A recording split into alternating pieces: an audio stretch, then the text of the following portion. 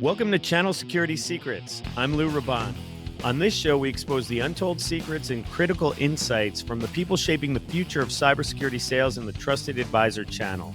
If you're looking to up your game around selling security, stick around. Channel Security Secrets is brought to you by Cyber Defense Group, on a mission to shift cybersecurity from reactive to resilient.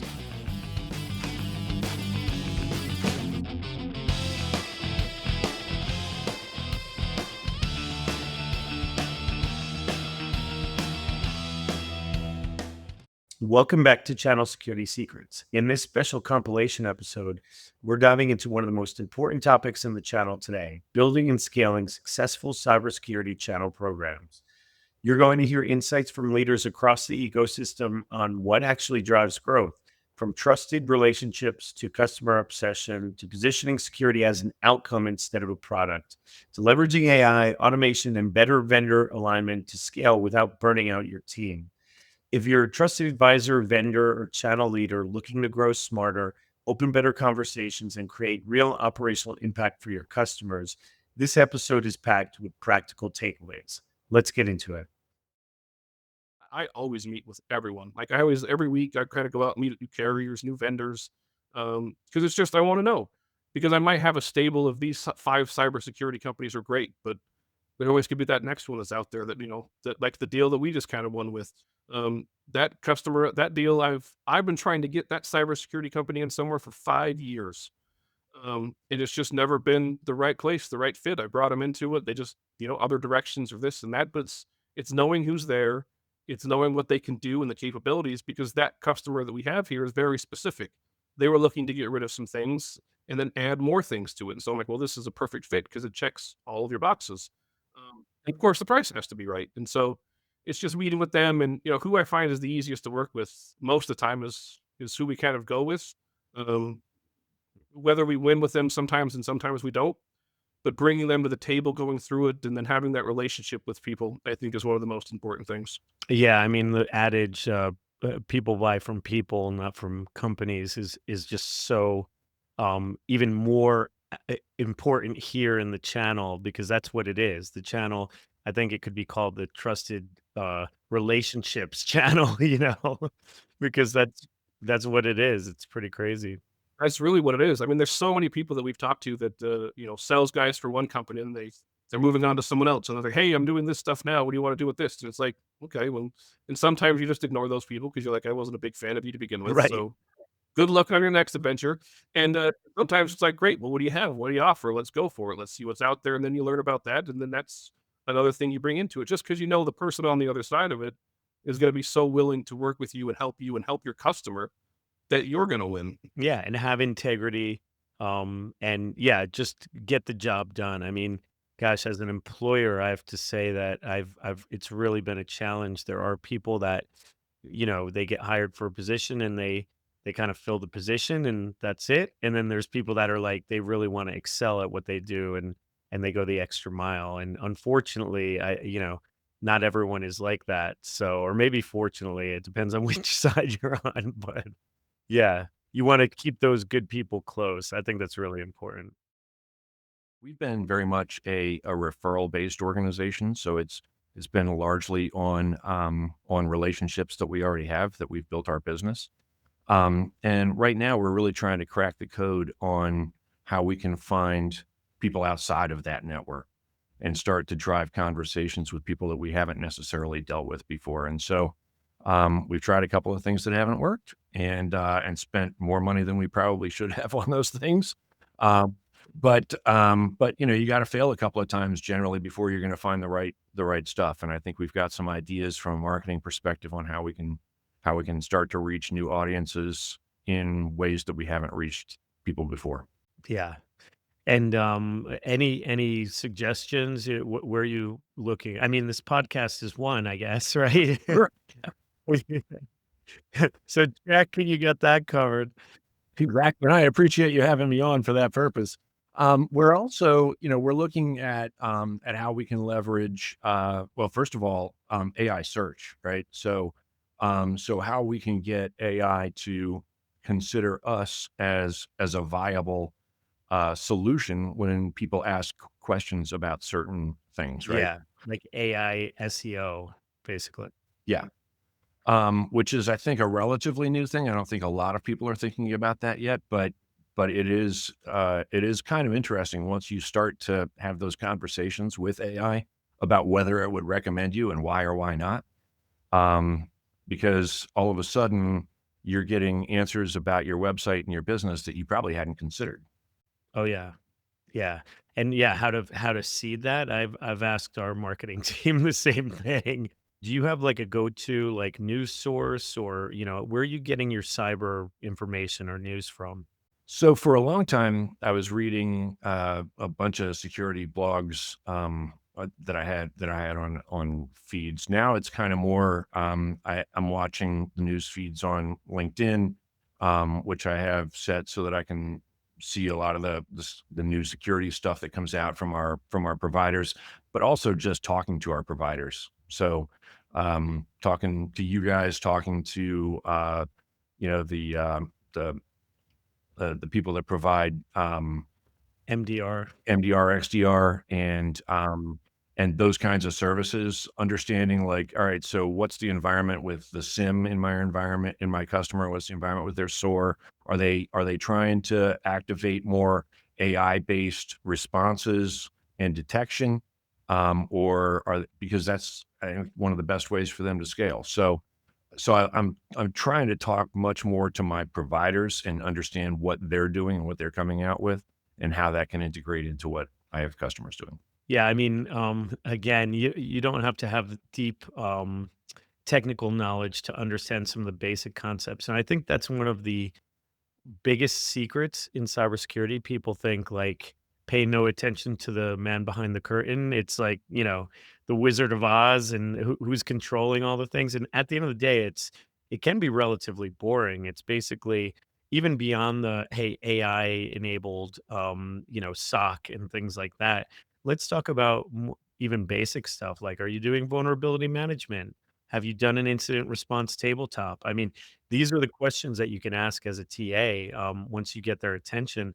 And when's the last time you had an assessment from an external third party?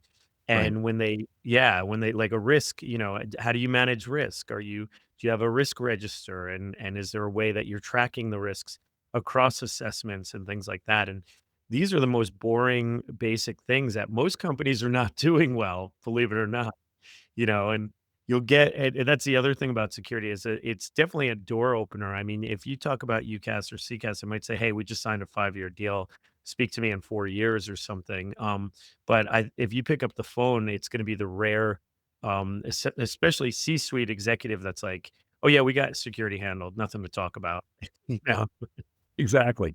But it's funny that you say that it's boring because early on, I went to some meetings with customers, and they had board members who were coming in, and the board members were like I think they were really hoping for like these cool behind the scenes cloak and dagger kind of stories, and I'm like, no, if you're doing security right, it's really pretty dull. If you're doing it wrong, it's very exciting. Okay. Yeah, you don't want security to be exciting as as a board or C-suite member, yeah, because yeah, exciting does not equal good at all. Yeah, yeah, and the AI stuff, you brought it up, so I like to talk about it. How are you leveraging AI as part of your workflow other than doing some research on the companies like we talked about? So I did a fair amount of content for a while, and I'm looking to get back into it here pretty shortly on AI and security specifically, and how AI can enable more people or enable better outcomes in a security environment. And I would say that one of the things that I'm really seeing is, I mean, there's still a real shortage of qualified people to be handling security affairs for customers, and so figuring out how to get more out of those few people is a critical thought process for a security leader. And AI is a great way to do that, right? It can look at a huge amount of intake a huge amount of information, spot anomalies, take the boring tasks off of your people. Because if a person can do it, a person can screw it up. But if it's a boring, repetitive task, they're going to. So take those boring, repetitive tasks and automate them. Put them in some kind of an AI cycle. And that's how you can really get more out of you. Nobody goes into IT because they want to back up information, right? That's not why anybody goes into IT, but it has to be done. So let's figure out a way to automate that and make sure that you're getting the immutable backups that you need from a security and ransomware perspective, without burning your people out, and that frees them up to do much better tasks. The beauty of the channel is we get to work on whatever we want to work on, but we really lean obviously towards where the market is yielding, where people are making a lot of noise, where it's fundamentally easier for us to get into conversation. So POTS lines is one of them, certainly. The other is networking, with a lot of demand for AI, for robotics, for technologies in hospitals, for example, workstations. That demand requires a very strong network. And unfortunately, that is not there. They're still depending on these giant antennas on top of building called distributed antenna systems that are getting a old school way to point it towards a cellular tower to get an actual reception in. There's a better way. If there's a way to internalize that, and we're working with one of the biggest companies, funded by some of the biggest companies, to work with commercial real estate companies, to work with hotels, to work with large spaces in order to help them boost their signal. And they work with all the carriers, all the ISPs, all the three. And so that is something that we are working on. But the beauty of working the channel, we work on these different GTMs. And that is one. The POTS line is a certainly a GTM. Data centers are an ironclad. They need help. Hospitals have interoperability. They need help. We're working with one of the biggest eFax providers on earth, and people are still using fax. I can't believe that, Lou. Yeah, it's crazy. I don't believe it either. I haven't gotten a fax since probably 1997 or something. I remember buying a fax machine for my dad back then. God bless his soul, because he would send a whole lot of faxes back in like 19. I'm kind of dating myself. 1992, and it was like thermal heat. Yeah, I remember those. Yeah. Banks are still faxing, hospitals are still faxing, and they're spending a lot of money on them. And we're working on one of the biggest provider to offset them, very similar to these POTS line things. So it's looking at some of these old technologies that we work on and offsetting them into new technologies. That's a lot of what we do here at BH Tech, and it's great. If you're more technical, we've got those things around like, gee, what the hell are all these stupid acronyms? Which ones do I need to pay attention to? And I often say that acronyms are a distraction because there's 800 million acronyms in this space, and each of those are worth $1. So do you want $1 or do you want to go transform your clients in a more meaningful way where the outcomes are aligned with capturing revenue? Which I stole from you, by the way. Yeah, you didn't steal anything. I love it. It's the way the whole industry is going. But yeah, I'm all about the outcomes. But it's super relevant here, right? Yeah, Like the acronyms are often a distraction for change. And the outcomes are keep the business up and running, prevent against the bad guys, whether they're in a different country or your employees, and keep the business up and running. Wait, that's two of the top three things. Weird. Uh, but that's the fundamental, right? We're not trying to get a PAM solution, a ZTNA solution, and a DDoS solution, and blah blah blah blah blah blah. What we're trying to do is keep companies with the ability to go to market and win. Give them the posture they need to win over and over and over again, and adapt in a way that allows them to fight Porter's five forces instead of fighting Conti and ransomware groups and their equivalents. exactly. And that's where the ROI, which I know we both are big proponents of, that security is an investment. It's not a cost center. So I think those are the conversations that can move the needle. And then, yeah, when if a TA wants to get up and running quickly, other than reading, and going online and seeing, the vendors will confuse the hell out of you. To your point, I remember one time you asked me, well, all these acronyms just around zero trust. And I kind of fudged it because I thought they were all the same thing, and then you educated me that there's actually even more that I didn't even know about, and so, yeah, I think going to vendors probably not necessarily the best, if especially if they're trying to sell a silver bullet, but going to a partner, like Avant, to being able to understand more about, how do you get past the noise? Can I riff on that for just a second? I'm going to take kind of a slightly opposing view. Yeah. Um, you know, 6 years ago in the channel space, the vast majority of vendors did not know how to position security in general. In fact, many of the vendors in this space were companies that bolted on security to their own offerings. They weren't necessarily security companies. Right. I will say over the last 6 years, being able to watch the industry get better and better and better, I would say that as it just does a litmus test, many of the vendors are substantially better at talking about their ideal client profile, like like that, like no BS. This is what we're good at, and this is what we do. Mhm. Here's how you can go find business with us. Mhm. They're, in general, significantly better, and I think we've passed that inflection point about 3 years ago where, uh, you know, myself and you and other advocates in the industry, have really been pushing to find the signal through the noise. And I'm not saying go blindly trust every supplier in the ecosystem, right? But what I will say is at least the content is better. I think we're probably out of the tunnel and we're starting to be out. Like we made it through the tunnel. We can see the light. We're outside, and now we're all just trying to figure out which direction do we go now that we're out of the tunnel. In the channel, Lou, if you obsess over your customers, and that is the thing, I, I don't see how you can't be successful. I think if you don't, that's where things start falling apart because not only your reputation, but the reputation of your partners obviously can be affected. I think if you obsess over your customers, everything can take care of them itself. So customer obsession, how are you doing that? How does Agile Blue accomplish that? We're in security, right? So ours is maybe a tad different, although does it really matter across the board? But number one, our customers need to know 24/7 that everybody at Agile Blue is tirelessly working to make sure they're not hacked, right? That's a big deal. They need to know whether it's 2 a.m. or 2 p.m., things are going right. So I think that amount of trust, and trust only comes with what they see, not how, words look on a proposal. I would just say this, and again, this applies to any business. You got to have great people, superlative people.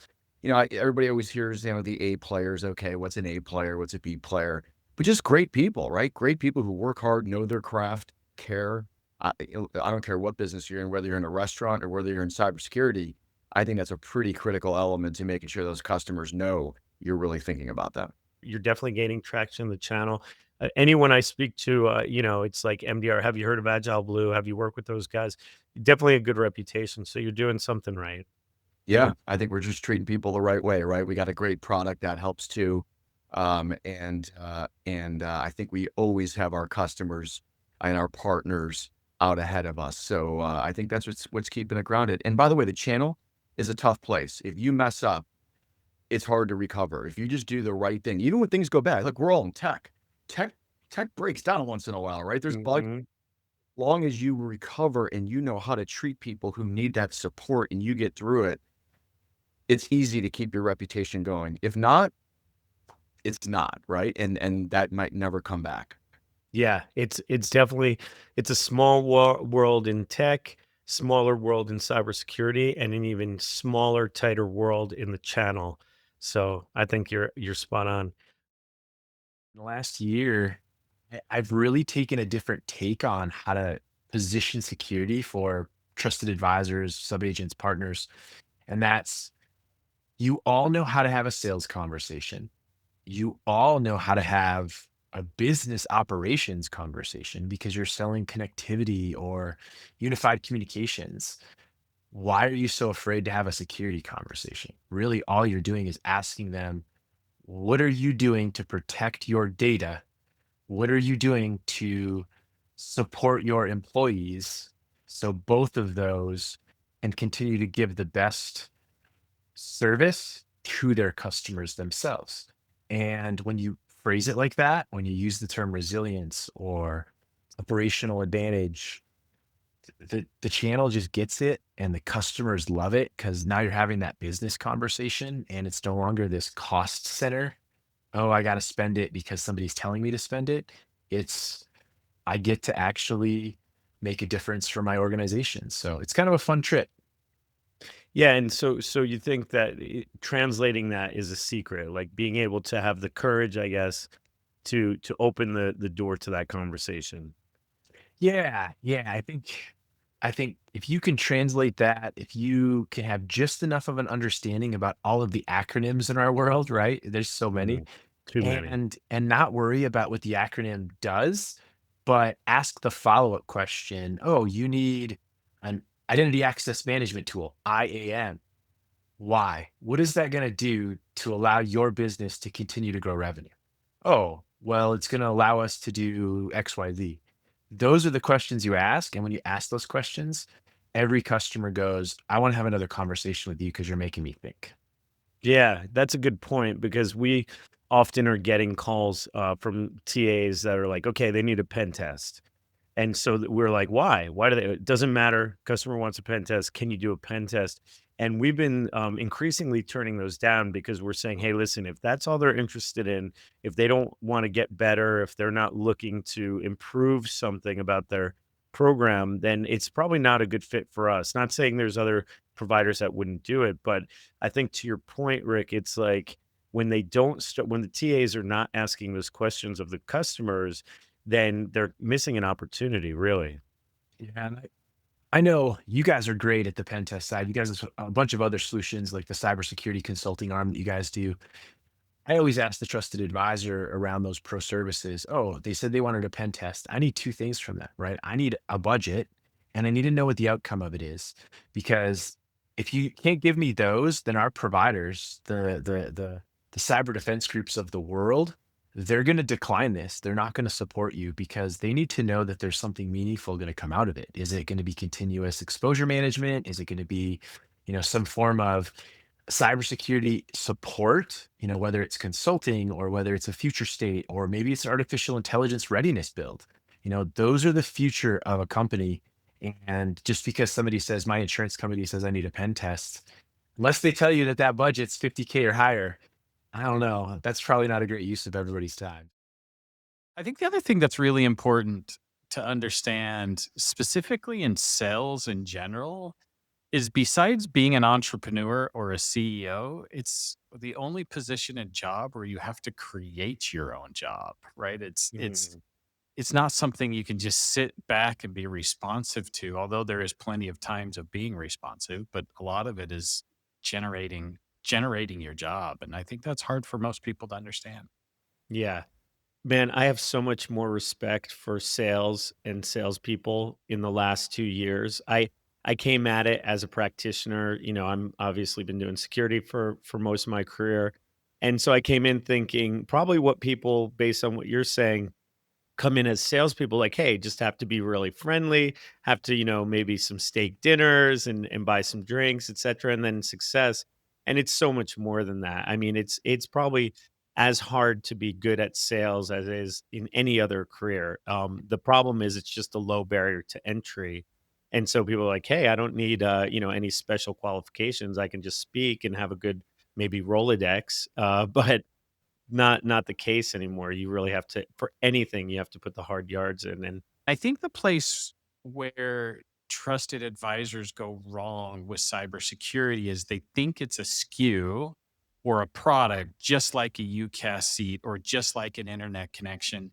And it's not. It's not necessarily a product. It's more of a mentality or a process or a system.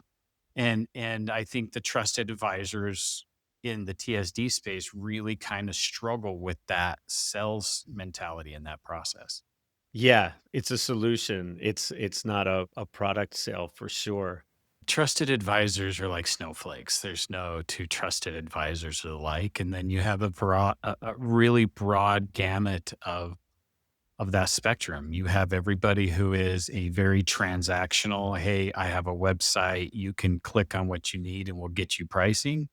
All the way through where I know some cybersecurity trusted advisors that are executives or board members of some of these cybersecurity companies, right? They understand not only the cyber product, but they understand how the business needs protecting and how to build a business around the product. And the answer is yes and no. Like there are some out there who really understand it, and they do amazing. They do amazing things selling the product. And there's other people who are struggling. So if I had one word of advice for trusted advisors, it's like, this is not a product you can just know the SKU numbers and what it does. It's a deep dive into understanding the mentality of cybersecurity frameworks, NIST, all of that type of stuff. In order for you to be a true consultant, you can't just come in and say, "Hey, do you need cybersecurity?" Because the customers are going to be like, "Well, I have a firewall," and if you don't know anything past that, then you're going to be like, "Oh, okay, see you later." And so, yeah, it really requires you to be a true consultant, to the whole nature of that word. I think you just hit on the one of the main problems though is that I think because security is can also be kind of very esoteric and like pay no attention to the man behind the curtain, black box kind of stuff, and all these things. I think some trusted advisors are afraid to like bring it up because if it does, to your point, they start to say, "Hey, firewall." Well, forget firewall. We need MDR, EDR, DSPM. And then it's like, whoa, okay. Then they don't want to feel like that. They don't want to feel like completely out of their depth, so they kind of avoid it. Are you seeing that too?